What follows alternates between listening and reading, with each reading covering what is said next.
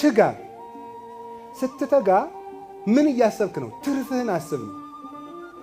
ልትዘፍን ሲገፋፋ ምንድነው የማተርፈው በል። እንድትሳደብ ሲገፋፋ ምንድነው የማተርፈው በል። ስጋ የማይገባ ነገር እንድትሰራ ሲያሸንፍ ከዚህ ምንድነው የማተርፈው በል። ቀጥሎ ምን ታተርፋለህ? ትርፉን አስብ ነው። ትርፉን አስብና በዚያ ከስሜት ውጭ በሆነው የነፍስህ መንገድ ጽናበት ነው። አንድ ሰው ምንም ሱስ ወይም ኃጢአት ውስጥ ቢሆን ምንድነው የማተርፈው ብሎ ከጠየቀ መዳን ይችላል፣ ማቆም ይችላል። ሰይጣን ሁልጊዜ እንዳንጠይቅ ነው የሚያደርገን። ድርጊቱን ብቻ እንድናስብ ነው የሚያደርገን እንጂ ከድርጊቱ በኋላ ያለውን ነገር እንድናስብ አያደርገን። ምንድነው የማተርፈው?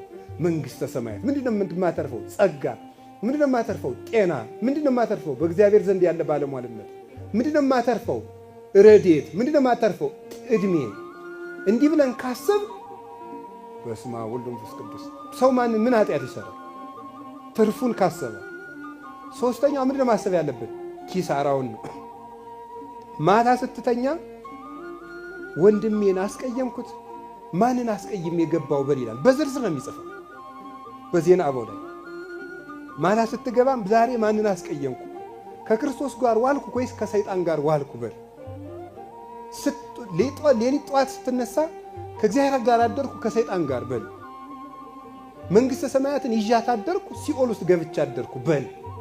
ኪሳራህን ገምግም ነው ጧትና ማታ። የማያስብ ነጋዴ፣ ኪሳራውን የማያስብ ነጋዴ፣ ትርፉን የማያስብ ነጋዴ ይሄ ምን ይባላል? ዘምቶ ተወረስ ይባላል አሉ ብፁዕ አቡነ ኤልሳ በረከታቸው ይድረሰን። በአጸደ ነፍስ ዘምቶ ተወረስም ይባላል። ዘምቶ ተወረስ ማለት ምን ማለት እንደሆነ ሆሆ ልትወውሽ ከጦርነት ጋር እንዳይገናኝብኝ። ነገሩ ግን ያለ መጽሐፍ ላይ ነው።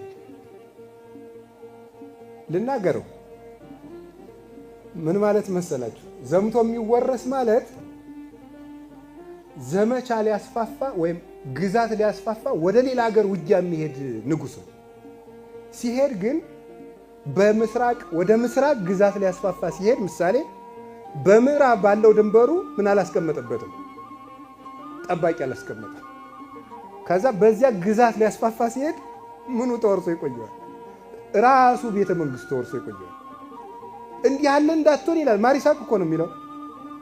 እንደዚህ ያለ እንዳትሆን ዘምተህ እንዳትወረስ ግዛትህን ሳትለቅ ተዋጋ ይላል።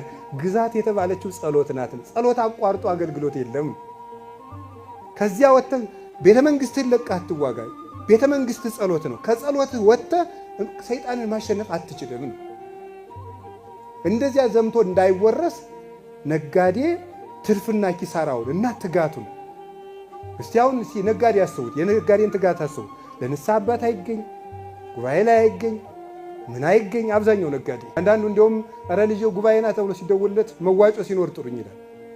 ነፍሱን ብር ሊያወጣው ነው እንዲያው ማለት። እንዲህ አድርጎ የሚያተጋው ምንድን ነው? ትርፍና ኪሳራ ነው።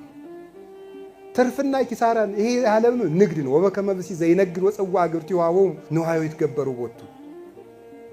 መንግሥተ ሰማያት ሕገ ወንጌል ተስፋ እግዚእነ ኢየሱስ ክርስቶስ ሩቅ አገር የሚሄድ ነጋዴን ባሮቹን ጠርቶ ያተርፉበት ዘንድ መክሊት የሰጣቸውን ሰው ይመስላል አይደል ያለ። እንድንነግድ ነው። ዕድሜ ንግድ ነው። ወጣትነት ንግድ ነው። ሽምግልና ንግድ ነው። ትዳር ንግድ ነው። ምንኩስና ንግድ ነው። ሹመት ንግድ ነው። ነጋዴነት ንግድ ነው።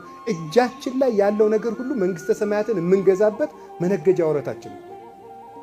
ሁሉ ነገር እድል ነው። ጊዜ እድል ነው። ጧት እድል ነው። ማታ እድል ነው። ቀን እድል ነው። ትራንስፖርት እድል ነው። ሁሉ ነገር ክረምት እድል ነው። በጋ እድል ነው። ማጣት እድል ነው። ማግኘት እድል ነው። ካገኘ የመስጠት እድል ሰጥቷል እግዚአብሔር። ካጣህ የማመስገን እድል ሰጥቷል። ሁሉም እድል ነው። እግዚአብሔር በሰጠን ነገር ሁሉ ከተጠቀምንበት መንግሥተ ሰማያት የማንወርስበት አጋጣሚ የለም። ሁሉንም ለመንግሥተ ሰማያት ከተጠቀምንበት ይሄንን ነው። እስኪ የጸናውን አስቡት። ይሄን እያሰባችሁ ተስፋችሁን አስቡ ነው። ክርስቶስም መከራውን እያሰበው እሱ ተስፋ አይፈልግም፣ ራሱ ተስፋ ነው። ወደፊት ያለውን የምዕመናንን ድህነት አስቦ ያንን ከታገሰ እናንተም ነገን እያሰባችሁ ጽኑ ነው። ዛሬ የጸሎታችንን አዝመራ ላናጭደው እንችላለን። የመስጠታችንን የማገልገላችሁን ዋጋ ላታገኙ ትችላላችሁ። ግን ነገን እያሰባችሁ ነው። ይህንን ነው የነገረን። በመጨረሻ የጸናውን አስቡ። እንግዲህ ጌታችን እያሰብን መጓዝ ነው።